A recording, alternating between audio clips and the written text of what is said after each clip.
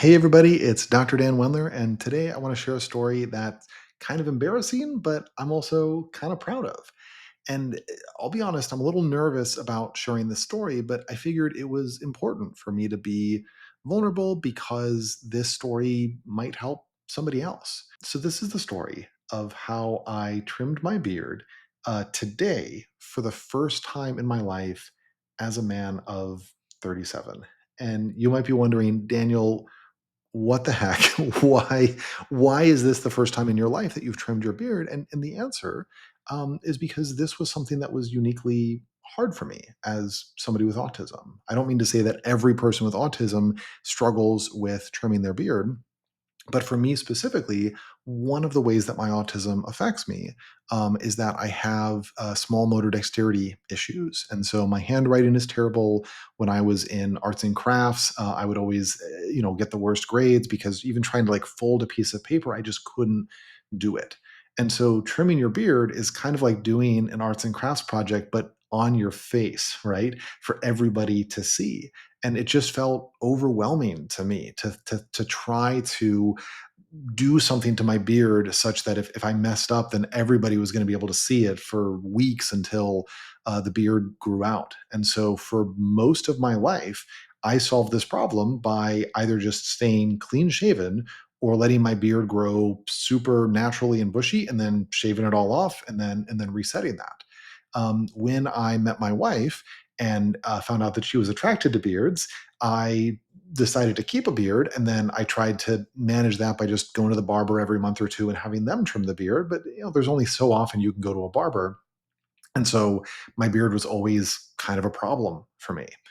And it wasn't until literally today that I was like, you know what, I want to work on this, and so I got myself a beard trimmer, and I watched some YouTube videos, and I did my best, and I mean, I think it turned out okay. I don't know. You can let me know in the comments. Please don't be too mean, but um, I ultimately was able to do this thing that was a challenge for me for again all of my life, pretty much. And so, okay, why am I telling you a story about me trimming a beard? It's because I think it gets at something important about the autistic experience. For many autistic people, our strengths and weaknesses can take the form of peaks and valleys, where the things that we are good at, we are so much better at than the things that we are bad at. And this is also true, I think, of other forms of neurodivergence like ADHD, but I'm going to speak just to autism because that's my own experience. Um, the thing that can be really hard about these peaks and valleys is that oftentimes the valleys, the things that we struggle in, are things that seem like they ought to be way easier than the areas where we excel, right? Maybe we have the ability to beat Dark Souls on the hardest level, and yet we can't figure out how to keep our room organized or how to have a conversation with somebody. Maybe you're like me and you can do well academically. Like, I got my doctorate, and yet trimming my beard, that was hard for me, right? And because these things that we struggle in seem so much easier than the things that we excel in, it can create this sense of shame and almost like our struggles aren't real, right? Like, Daniel, if you can write a book, well then of course you can trim your beard. And so why is this hard for you? Why aren't you doing this? You must be, lazy, or you must be making it up, or you must not be trying hard enough.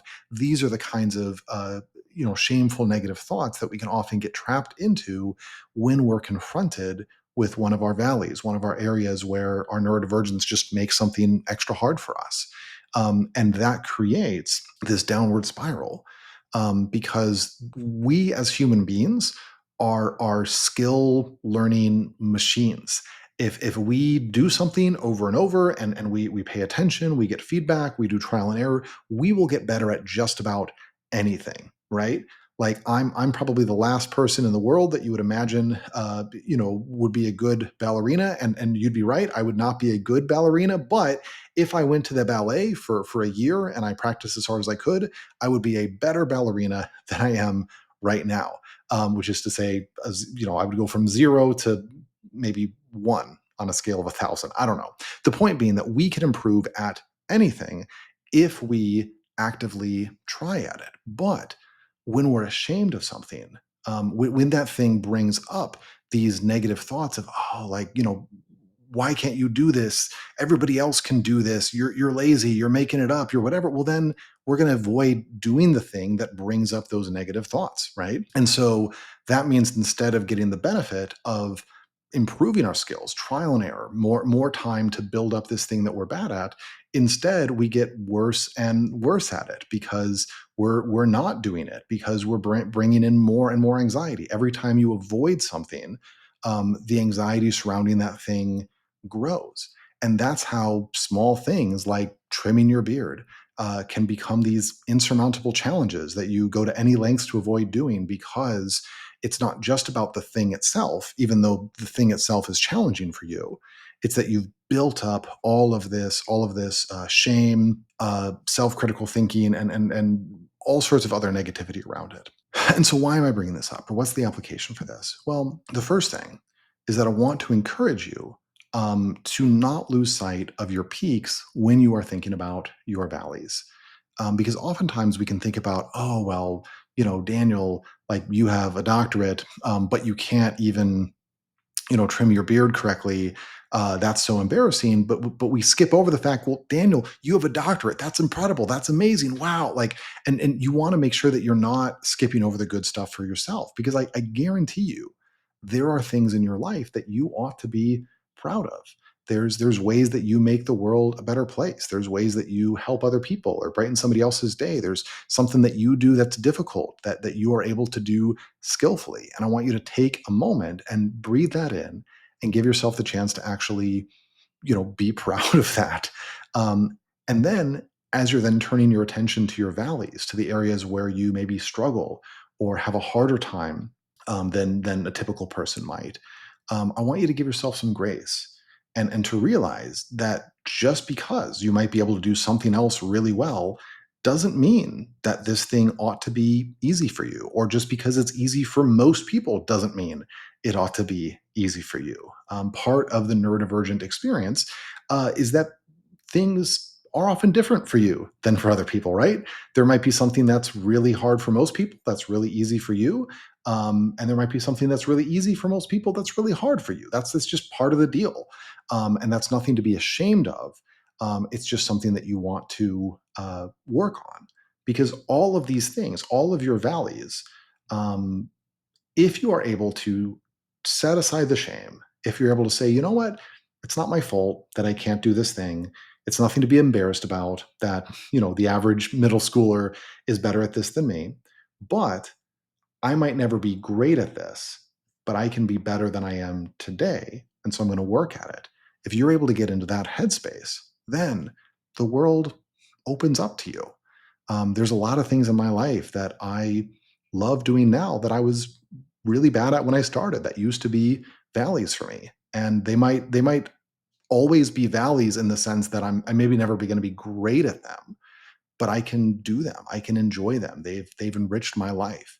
And that requires being willing to push past the shame and say, this negative voice that says, I ought to just be able to do this now, this voice is lying to me. And the true voice is that if I try this and I fail, that's not something to be ashamed of. That's something to be proud of, because I took on a challenge. I was brave. I invested in my growth. And you know what? If I try this and fail today, I'll probably learn something, and I'll be able to try it again tomorrow and get a little bit further.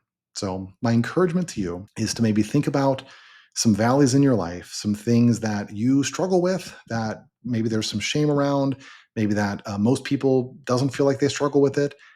I want you to take a moment, say, it's okay that this is hard for me, and then think about if there's a way that you might give it a try and see how it goes. And I mean, I was fully prepared when I trimmed my beard to just have to shave it all off or go to the barber for an emergency repair. It went better than I thought. Maybe what you try is going to go better than you think too. And again, even if it doesn't, that's okay, because part of trying new things is being brave in embracing the potential failure. So, hope you find that encouraging. I hope that you also like my new beard. I don't know. I like it. I guess that's the thing that's important. Um, so, yeah, that's all I got for today. Dr. Dan signing off.